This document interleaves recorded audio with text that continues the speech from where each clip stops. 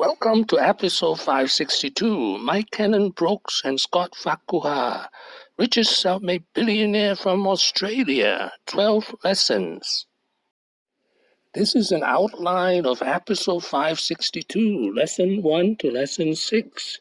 This is an outline of episode 562, lesson 7 to lesson 12. Lesson number 1, the idea man. Mike Cannon-Brookes is the crazy idea man. In 2001, he dropped out of college. He came up with the company name Atlassian, inspired by the Greek god. Lesson number 2, the recruit.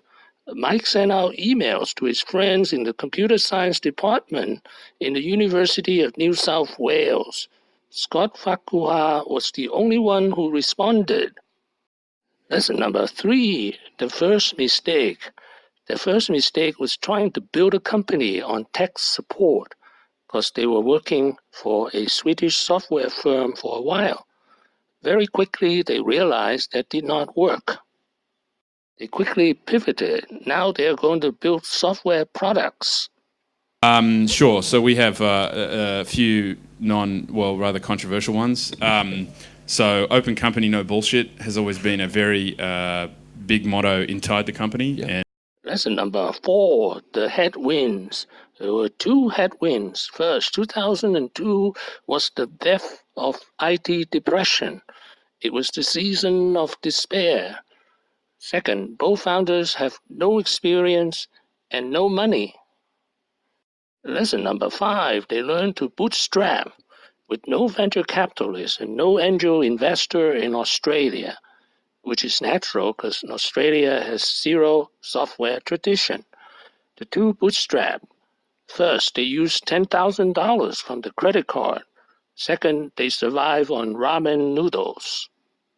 Lesson number 6, going global on day 1. First, there's no direct sales and no commission salesman.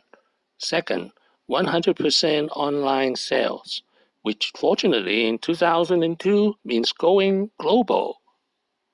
Lesson number 7, best product, lowest price, and then large number of customers.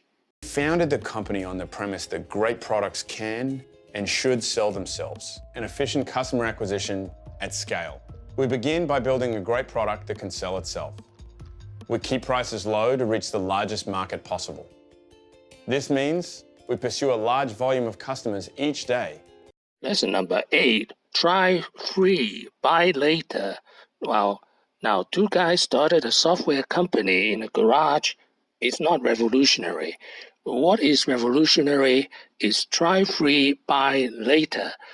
It is free up to 5 licenses. And then $10 per month, up to 10 users. Lesson number 9, values and culture. a couple of things behind that, I guess. One is in the IT space.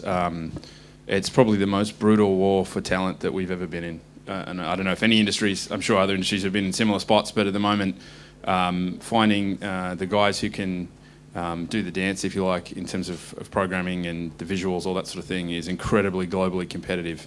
So culture is basically the only weapon. I mean, you can only lose. We've always maintained that you can't win people with money. You can't throw more money at them. They're not going to want a better job. You can lose people by paying them too little. But basically, you know, the values and culture of the business, that sort of long-term viral referral from every employee to every other employee to say, oh, I know I've got a mate that works at Atlassian. Yeah, he loves it. You know, you should definitely go for a job there. Lesson number 10, think long-term, 50 years, and after they die. A decision you want to think very carefully about. So we thought about it for a little while, a couple of years actually. And what it came down to is we decided, you know, after 8 years in business, what do we really want to kind of do at Atlassian? You know, what's the measure of success? You asked us backstage, when have we made it? Kind of what's the measure of success?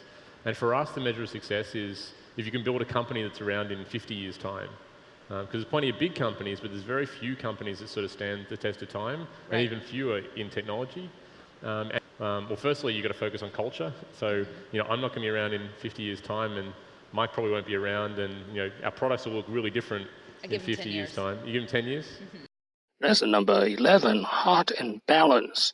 or how to make difficult business decisions? My favorite is built with heart and balance. Yep. What it means is it's basically admitting to employees that in any growth business, we have to make a lot of very difficult decisions on a regular basis. Yep. And all of those decisions require a very balanced judgment, so considering all of the options and making a balanced decision, and require a degree of caring, right? Yep. Whether it's letting someone go or choosing whether or not to go with a project or whatever, there's going to be someone on the other side of the decision who's upset about it. And the whole business has to understand that we've tried to make that decision in the most balanced and caring way as possible, but at the same time, we're going to make that hard decision, right? Lesson number 12. We think business strategy every 18 months. This is especially important because of the hockey stick growth rate. I'd say we rethink our strategy every year, to be honest. Maybe every 18 months, 2 years, but yes, certainly we rethink our strategy regularly.